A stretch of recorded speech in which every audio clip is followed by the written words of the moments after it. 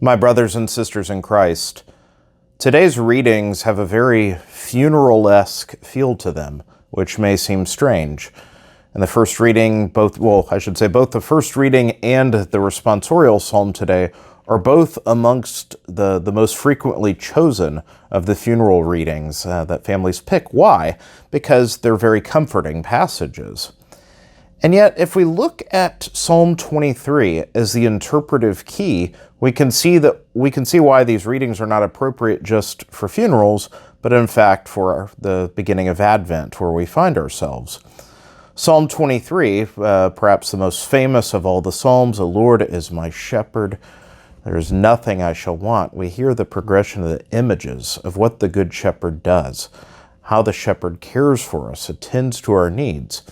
And so in today's readings, we hear this in between a Old Testament prophetic reading from Isaiah. On this mountain, the Lord of hosts, will come for his people. He'll remove the veil over peoples. He'll destroy death forever.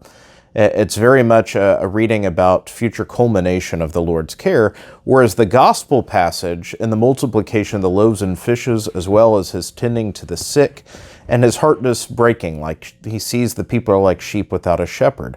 We see the Lord embodying what we heard in Psalm 23, that Jesus himself, the Good Shepherd, comes to tend for the needs of his people.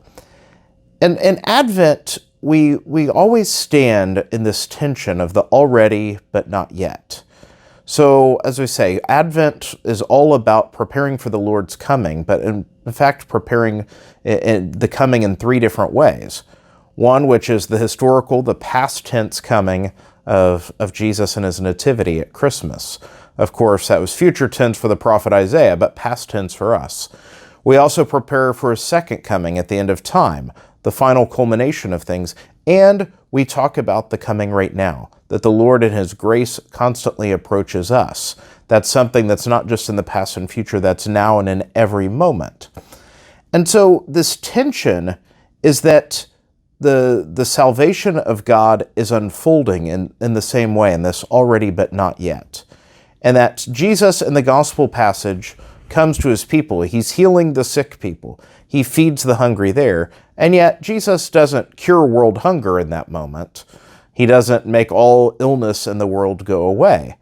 In the same way now, we know that the Lord's tender healing for people, and yet people are still sick, still hungry.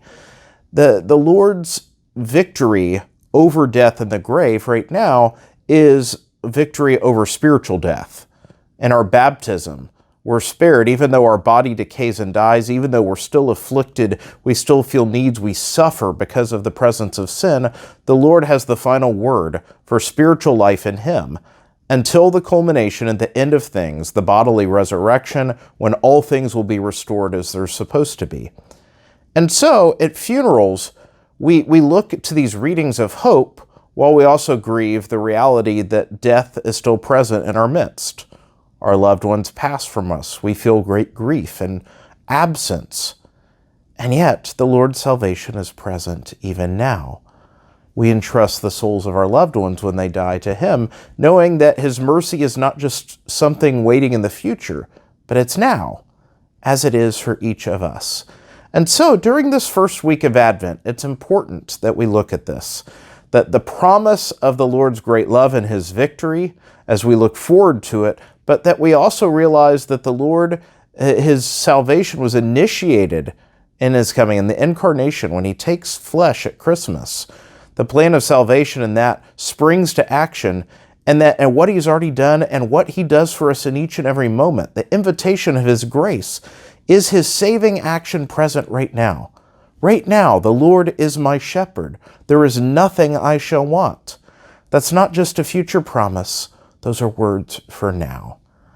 And so, as we grapple with the realities of Advent, past, present, and future, May we listen to these words of great comfort and know that the Lord is always present to our needs. May God bless you.